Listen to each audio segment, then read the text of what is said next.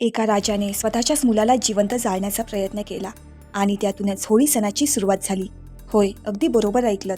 तर पौराणिक कथेनुसार हिरण्यकश्यपू हा अत्यंत शक्तिशाली राक्षसांचा राजा होता. त्याला असा वरदान मिळाला होता की त्याला कोणताही माणूस किंवा प्राणी मारू शकत नव्हता, ना दिवसा ना रात्री ना कोणत्याही शस्त्राने. या वरदानामुळे तो अत्यंत अहंकारी झाला. तो भगवंताचा तिरस्कार करू लागला. त्याने विष्णूंची अनेक मंदिरे तोडली आणि तो स्वतःलाच देव समजू लागला. पण भगवंताची लीला बघा, त्याच्याच घरी विष्णूंचा एक महान भक्त जन्माला आला. त्याचा पुत्र प्रल्हाद. प्रल्हाद हा भगवान विष्णूंचा निस्सीम भक्त होता. वडिलांच्या भीतीपुढे न झुकता तो विष्णू भक्तीतच रमला.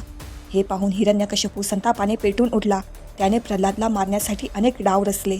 कधी त्याला उंच डोंगरावरून खाली ढकलण्यात आले, तर कधी विष देण्यात आले. पण प्रत्येक वेळी एक अदृश्य शक्ती त्याला वाचवत होती. शेवटी हिरण्यकश्यपूने आपली बहीण होलिकेची मदत घेतली. होलिकेला वरदान होतं की अग्नी तिला जाळू शकत नाही. तिने प्रल्हादला मांडीवर बसवून जळत्या अग्नीत बसण्याचा कपटी प्रयत्न केला. सर्वांना वाटले आता प्रल्हादचा मृत्यू होणार, पण घडलं उलटच.